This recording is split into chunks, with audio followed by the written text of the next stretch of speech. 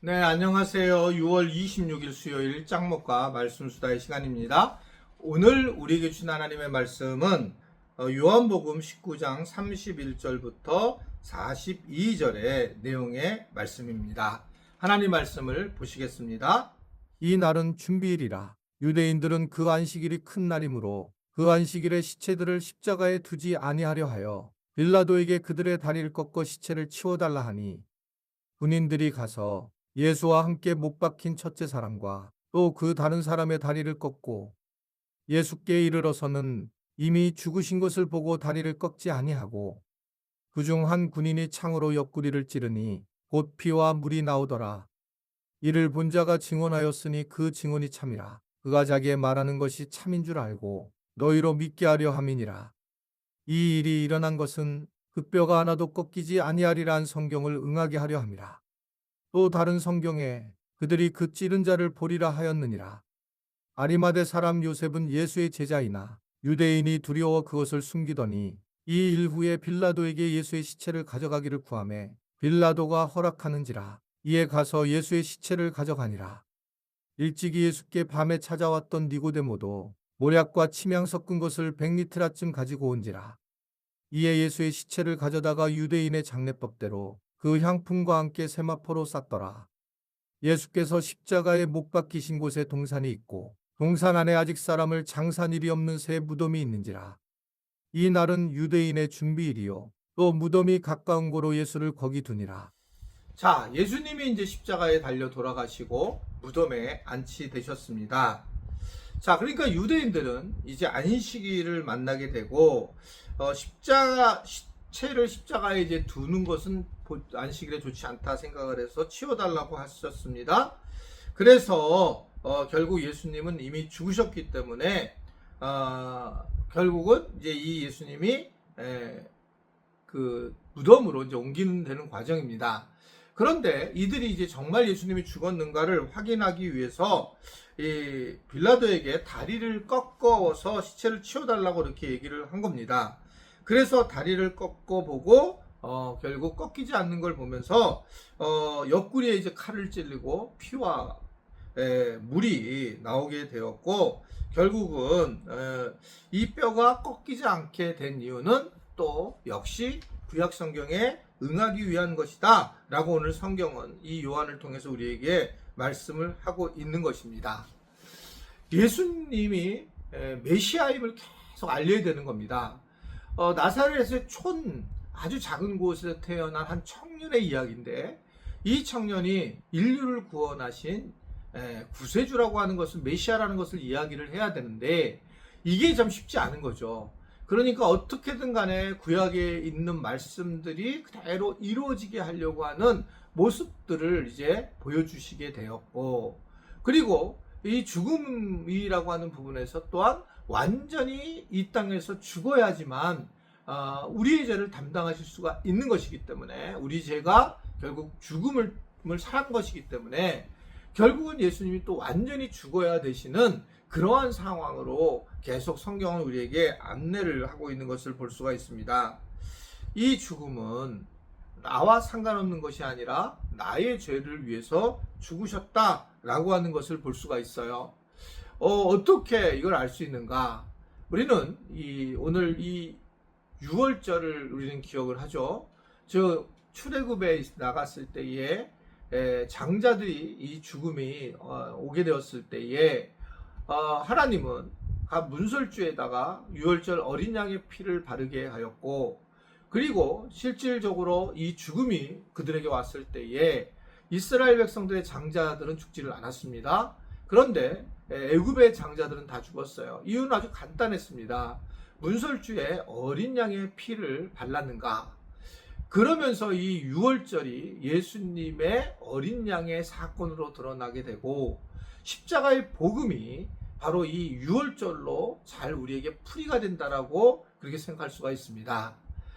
즉 이스라엘 백성들은 하나님의 율법에 따라서 자신들의 죄를 해결하려고 하면 무엇보다 동물을 잡아서 자기의 죄를 전가시키는 일을 하게 되었고, 아사셀의 양과 같이 죄를 전가시켜서 광야에 보내기도 하였다. 거기서 죽게 만드는 그런 상황을 갖게 했던 것을 우리는 너무나도 잘 압니다.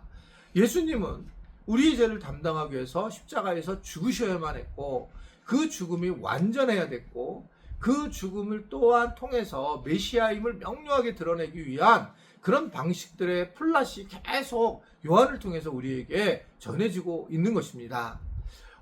그래서 이제 그 세례요한도 예수님을 보면서 보라, 세상 죄를 지고 가는 하나님의 어린 양이로다. 그러면서 그 어린 양을 통해서 예수님이 우리를 구원하실 분이시라는 것을 말씀을 했잖아요. 이것이 이제 그대로 이루어진 게 바로 십자가 위에서의 사건입니다. 십자가에서 피를 흘리시는데 꺾이지 않으니까 이제 창으로 이 배의 옆쪽 옆구리를 찔렀을 때에 물과 피가 나왔다. 이 얘기는 피 흘림을 통해서 결국은 예수님이 우리 어린 양의 피를 통해서 우리가 구원받은 것처럼 구원자로서의 완벽함을 우리에게 보이셨다라고 하는 것을 말씀을 하는 겁니다. 여하튼 이러한 상황에서 이제 예수님의 장례가 치러지는 과정이 되었는데, 예수님의 제자였지만 이를 숨겼던 그 아리마다 요셉이 빌라도에게 가가지고 담대하게 시신을 달라고 요청을 하게 되고, 결국 니고데모도 밤중에 찾아왔던 그 니고데모도 예수님의 장례를 준비하게 되었습니다. 그래서 예수님이 못 박히신 곳 동산에 새 무덤이 있었고 예수의 시체를 거기에 두었다라고 그렇게 이야기를 하고 있는 겁니다. 이 예수님의 십자가의 죽음은 큰 변화를 가져왔다라고 하는 겁니다. 그 당시에 전혀 예수님이 자기의 정치적인 지도자가 될 것으로 같아서 이 베다니 형제들은 예수님의 좌우편에 있게 해달라고 그렇게 요청하고 요구를 했었던 존재들이었는데, 그런데 이제 시간이 지나가면서 이렇게 무기력하게 예수님이 죽음을 당하는 것을 보고 이들의 마음이 달라졌을 거라고 생각을 하고, 깊은 그 신앙심을 갖고 성경을 하는 분들은 예수님의 십자가의 사건이 엄청난 사건이라는 사실도 알게 되었다라고 하는 것입니다. 예수님의 이 십자가의 사건은 우리를 구원하고 우리의 삶을 변화시키는 엄청난 사건이었다라고 하는 것을 계속 이야기를 하고 있는 겁니다. 이 십자가의 사건을 우리가 받아들이면서 우리도 구원받은 자로 이 땅에서 십자가를 드러내며 살아야 한다는 것이 예수님의 모습이죠. 우리도 예수의 보혈을 통해서 구원받음으로 끝마치는 것이 아니라 이 하나님 나라를 이루기 위해서 예수님이 왕이 되심이 되었고, 우리는 그분의 어떤 우리한테 명령한 것들을 잘 받아들이고 순종함으로써 그러면서 우리가 그 주권에 대해서 나한테 있는 것이 아니라 예수님에게 있다는 것을 인정하면서 우리가 믿음 생활을 할 때에, 그럴 때 우리가 올바르게 다른 사람들의 관계를 하고 공동체를 세워나가는 데에 중요한 그런 삶을 살아갈 수 있다라고 보여질 수가 있습니다. 우리는 여러 사람들을 만나게 되는데, 그런 사람들을 만날 때에 예수님의 십자가의 그 은혜를 생각하면서 그들에게 결국 살리는 일을 하고 우리가 십자가를 짊어지는 것이 이 바른 하나님 나라를 전하는 그런 상황이 된다라고 하는 것을 이 십자가를 통해서 이해할 수가 있어요. 어제 이 십자가의 사건을 계속 우리가 말씀 보게 되었는데, 다 알고 있는 말씀이긴 하지만 다시 한번 그 십자가의 큰 은혜를 묵상하면서 생각하면서 오늘 하루도 그 십자가의 은혜를 누리시면 좋겠습니다. 우리가 크리스찬이라서 여기서 십자가의 목걸이를 하는 것도 굉장히 중요한 일이지만, 더 중요한 것은 십자가의 삶을 믿고 살아내는 것이 훨씬 중요하다는 걸 알고, 그런 이 삶이 십자가로서의 삶이 되는 은혜를 누리시기를 간절히 바랍니다. 기도하겠습니다. 하나님, 오늘도 우리가 십자가의 은혜를 깨닫게 하시고 보게 하시고 십자가에서의 주님에 대한 모습들을 우리가 다시 한번 말씀을 통해서 깨닫게 하신 것 감사합니다. 아리마다 요셉처럼 또 니고데모처럼 우리가 주님을 위하여 살아갈 수 있는 그러한 하나님의 백성들이 되도록 은혜 베풀어 주옵소서. 예수님의 이름으로 기도드리옵나이다. 아멘.